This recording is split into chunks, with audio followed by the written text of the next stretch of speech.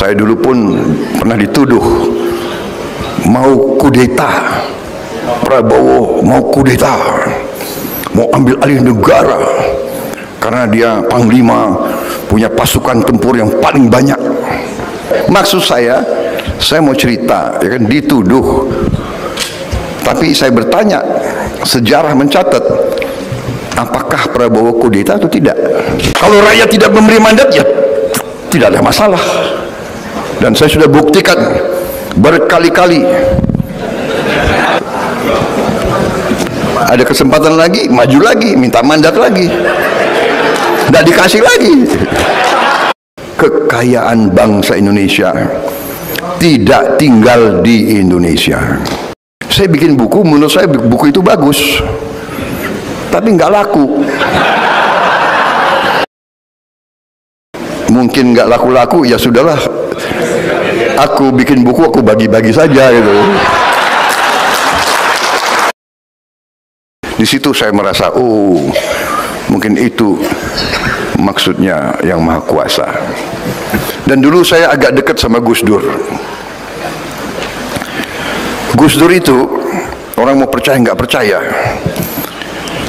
kadang-kadang punya sesuatu, bisa melihat jauh ke depan. Karena saya dekat sama beliau, waktu beliau presiden, saya sering dipanggil oleh beliau. Tapi beliau panggil saya. Habis itu beliau punya satu teknik, kalau mau kasih tahu, beliau suruh saya ke Jawa Tengah, ketemu satu kiai yang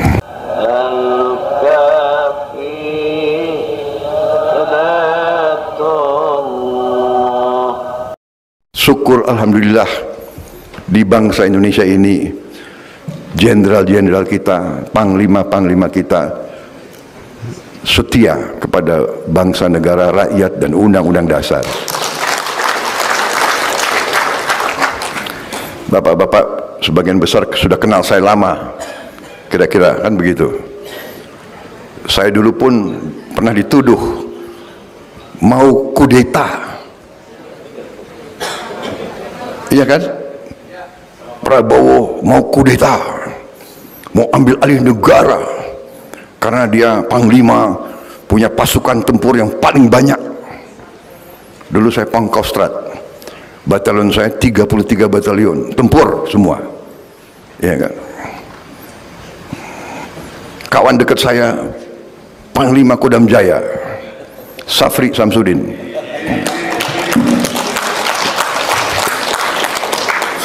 Sampai sekarang masih kawan baik, masih membantu saya. Maksud saya mau cerita, ya kan, dituduh. Tapi saya bertanya, sejarah mencatat, apakah Prabowo kudeta atau tidak? Kan tidak. Dituduh mau, tapi tidak lakukan. Saudara-saudara, saya maju, saya menawarkan diri untuk berbakti kepada negara. Saya ingin diberi mandat, saya ingin untuk diberi kesempatan memimpin bangsa dan negara ini, karena saya merasa bahwa saya faham, saya mengerti apa yang sedang terjadi kepada bangsa kita ini. Saya faham bahaya-bahaya yang dihadapi oleh bangsa ini. Karena itu saya terus berjuang, tapi di atas jalan yang benar, di atas jalan undang-undang dasar. Saya datang di hadapan rakyat dan saya minta mandat. Kalau rakyat memberi mandat kepada saya siap bekerja untuk rakyat, untuk bangsa dan negara. Kalau rakyat tidak memberi mandat, ya tidak ada masalah. Dan saya sudah buktikan berkali-kali.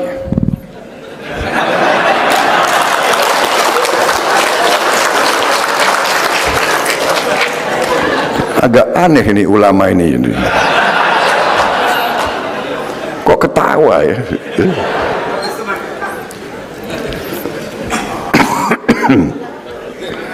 Iya kan? Jadi saya maju minta mandat, tidak dikasih, ya sudah. Iya kan? Ada kesempatan lagi, maju lagi, minta mandat lagi, tidak dikasih lagi. Iya kan?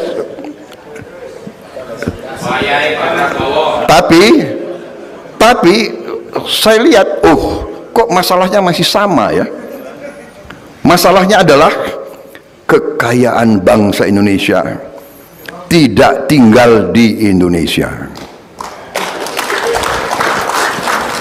Saya bikin buku, berapa buku saya buat? Saya bikin buku, menurut saya buku itu bagus, tapi nggak laku. Ini aneh nih, ulama kalau nggak laku dia ketawa lagi. Aduh, buku saya nggak laku, sedih dong.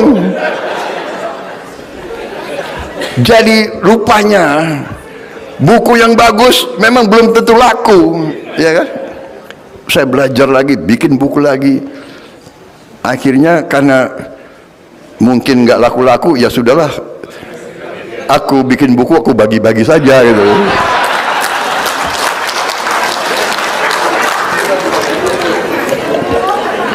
Tapi saya belajar sekarang, bikin buku jangan terlalu jelimet. Bikin buku harus banyak gambarnya. Bagaimana Prof? Ini profesor sama juga ini sama saya, ya kan? Prof, Pak Jafar Hafsah, bagaimana ini? Ini banyak profesor di sini. Saya kira mengalami nasib sama saya gitu ya. Bukunya sudah bagus-bagus, sudah betul. Ya. Kalau saya, alhamdulillah, karena saya dulu dituduh mau kudeta, saya disuruh pensiun cepat-cepat, ya kan? Masih gagah. Bintang 3 pengen jadi bintang 4, nggak jadi-jadi, ya kan? Jadi terpaksa saya jadi pengusaha. Tapi itulah kebesaran yang maha kuasa, ya. Kadang-kadang kita tidak mengerti apa maksud yang maha kuasa. Waktu saya diberhentikan atau dipaksa pensiun dini, ya kan, saya sedih juga itu, ya. Wah, masih gagah. Sekarang ya setengah gagah lah masih. Tapi dengan saya masih muda, sudah pensiun, saya karena dulu ya memang saya pensiun nggak punya apa-apa. Saya jadi pedagang, saya jadi pengusaha, dan Tuhan memberi. Ya, di situ saya merasa, mungkin itu maksudnya yang maha kuasa. Dan dulu saya agak dekat sama Gus Dur. Gus Dur itu, orang mau percaya nggak percaya, kadang-kadang punya sesuatu, bisa melihat jauh ke depan. Karena saya dekat sama beliau, waktu beliau presiden, saya sering dipanggil oleh beliau. Jadi waktu itu usia saya masih ya relatif muda, ya masih fit. Saya sebetulnya berharap dari Gus Dur, karena dia presiden dan dia tahu bahwa saya sebenarnya tidak bersalah. Saya berharap kalau bisa dia rehabilitasi saya, mengembalikan saya sebagai seorang jenderal. Sebetulnya harapan saya itu. Tapi beliau panggil saya. Habis itu beliau punya satu teknik kalau mau kasih tahu.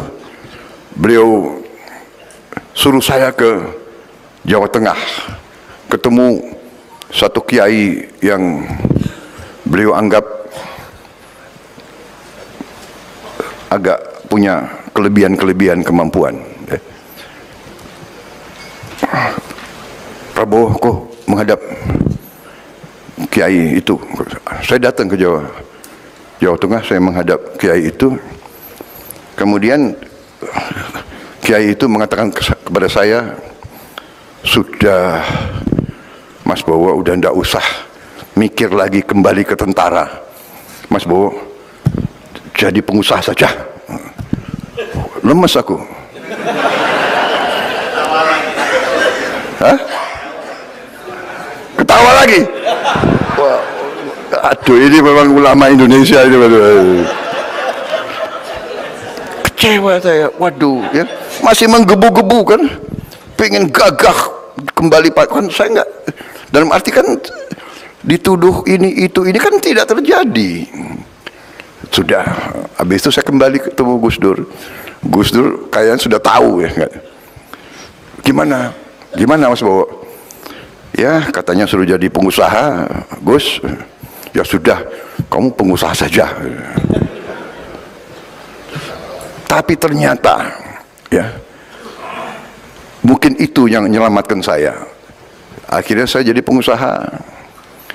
Tuhan memberi kebaikan-kebaikan, memberi rezeki yang baik, yang halal. Akhirnya saya bisa bantu banyak orang. Dan begitu saya agak lumayan, kembali lagi, waduh, ini gimana? Bagaimana saya bisa mengabdi dan berbakti kepada negara? Oke, saya masuk politik. Disitulah saya mulai masuk politik. Saya belajar politik di Indonesia ini, mungkin ilmu politik saya paling lama dan paling mahal. Kalau orang masuk kuliah belajar politik berapa? 4 tahun kan? S1, tambah 2 tahun S2, tambah 2 tahun lagi atau 3 tahun lagi S3. Jadi 4, 2, 2, 8 tahun atau 9 tahun menjadi doktor. 8 atau 9 tahun. Saya belajar politik dari tahun 2003, 2003, 2004 sampai sekarang 20 tahun saya belajar politik. 20 tahun saya belajar politik dan masih belajar sampai hari ini. Jadi waktu awal-awal saya belajar politik, ini boleh ya, saya boleh bicara, Pak? Kapan lagi saya bicara di hadapan ratusan ulama, ya? Ya, tapi salah panitia sendiri, kenapa undang saya gitu. Kalau Prabowo dikasih podium, dikasih mic, itu nggak bisa pidato sebentar. Jadi salah sendiri ngundang saya. Mudah-mudahan bisa tahan. Tapi begini, benar. Jadi ternyata waktu saya belajar politik, saya mengira politik itu ya, datang bikin konsep visi misi yang bagus, iya kan? Habis itu orang, oh, visi misinya bagus, yuk pilih dia. Ternyata politik di Indonesia nggak seperti itu. Pertama kali saya berada di sebuah partai politik, saya nggak sebut nama partai itulah, nggak enak. Pertama kali saya masuk, partai itu membuat konvensi. Dengan semangat saya ikut konvensi itu. Kenapa? Enggak, saya nggak sebut partainya. Terserah, kalian boleh nebak-nebak. Saya ikut keliling Indonesia, dan waktu itu yang ikut sama saya itu ya banyak tokoh juga, termasuk Pak Nurkolis Majid waktu itu. Jadi kita diundang di tiap provinsi ya, memberi visi dan misi. Memberi visi dan misi. Pak Nurkolis bicara, saya bicara sebenarnya. Habis itu tanya jawab. Tahu-tahu dari belakang ada yang berdiri bicara ke Pak Nurkolis. Pak Profesor, benar yang Bapak sampaikan, benar sekali, kami setuju, tapi ini kami ingin yang konkret. Apa yang konkret kan? Saya juga belajar juga apa maksudnya konkret. Jadi Pak Profesor, dalam politik ini kita yang penting adalah kredibilitas. Yang kedua adalah integritas. Yang ketiga adalah akseptabilitas. Tapi yang penting adalah isi tas.